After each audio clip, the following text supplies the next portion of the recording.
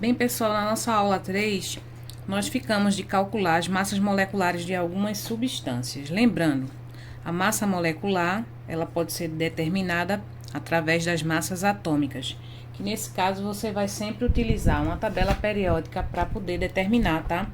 Aí aqui a gente tem o exemplo da tabela periódica, uma tabela, certo? E é a partir dela que você vai determinar as massas moleculares das substâncias, porque aqui a gente tem a presença de todos os elementos químicos conhecidos, certo? Então, por exemplo, aqui o hidrogênio. O hidrogênio tem massa atômica 1. Você geralmente encontra o valor, é bem descritivo aqui na tabela, certo? É bem fácil de fazer a sua leitura. Então, aqui embaixo, ó, geralmente são as massas atômicas. Isso vem descrito aqui, ó. Massa atômica é o que vem embaixo, esse númerozinho. Então, basta você consultar a tabela, que é o que ele fala aqui, ó, consultando a tabela de massas atômicas, nada mais é aqui, a gente vai usar a tabela periódica, tá certo? Então, é a partir dela que eu vou ter os valores de massas atômicas de todos os elementos.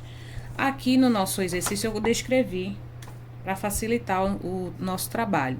Então, na letra A, ele está pedindo a massa do ácido sulfúrico, cuja fórmula é H2SO4. Então, primeiramente, eu tenho que saber qual é a fórmula molecular da substância e as massas atômicas de todos os elementos que estão presentes nessa molécula, certo? Então, como aqui a gente tem 2 átomos de hidrogênio, eu vou considerar essa quantidade e vou multiplicar pela massa atômica do respectivo, que no caso é o hidrogênio. Então, 2 vezes 1, 2. Aqui a gente também tem a presença do enxofre, o S. A massa dele é 32U, 32 unidade de massa atômica. Só que na molécula só tem um átomo de enxofre, então vai ser 1 vezes a massa dele, que é 32.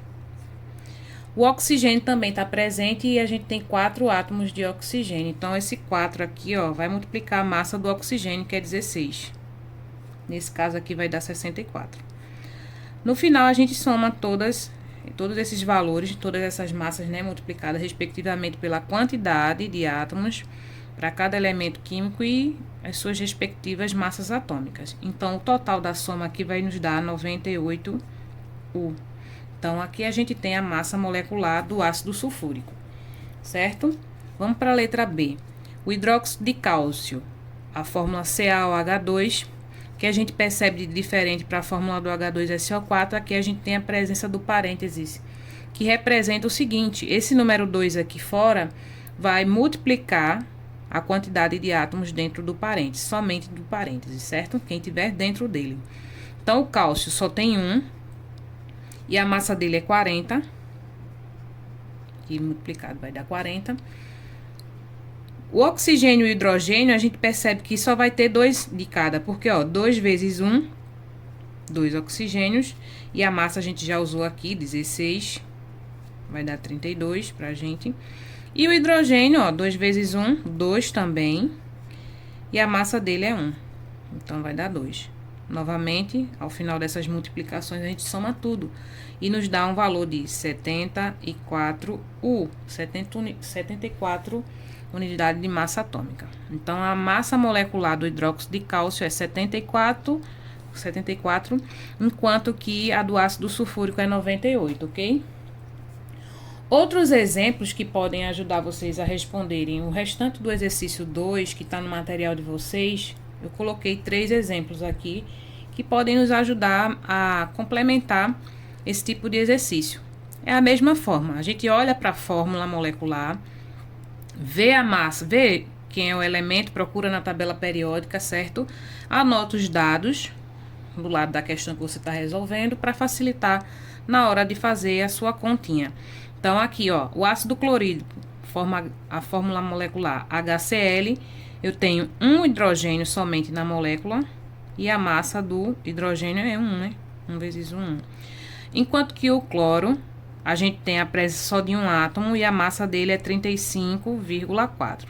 Existem já outras tabelas que o valor aparece 35,5, certo? Então, usa o que está lá na tabela, ou o que for dado na questão. Às vezes na questão já vem dado. Caso não venha, você consulta a tabela e não tem erro. Aqui vai ficar 35,4, certo? Soma tudo. Essa minha soma vai me dar um valor de 36,4U. Então, a massa molecular do ácido clorídrico corresponde a 36,4. Outro exemplo é o sulfeto de amônio, que a gente tem a fórmula, ó. Novamente apareceu parênteses. Então, NH4,2S, sulfeto de amônio. Então, o número que está fora do parênteses, consideramos só para quem está dentro dele. Então, 2 vezes 1, correspondendo ao nitrogênio, a gente tem 2 átomos de nitrogênio, certo? A massa atômica dele, 14. Aqui a gente vai ter um valor de 28 na multiplicação. Agora eu vou para o hidrogênio, ó. 2 vezes 4, a gente tem 8 átomos de hidrogênio. A sua massa é 1, que a gente já usou lá em cima. Vai ser 8. E o enxofre, gente, só tem 1. Então, 1 vezes 32. No caso aqui vai dar 32. Somo tudo ao final dessas multiplicações e me dá um valor de 68U. Então, a massa correspondente molecular, né? A massa molecular do sulfeto de amônio, 68U.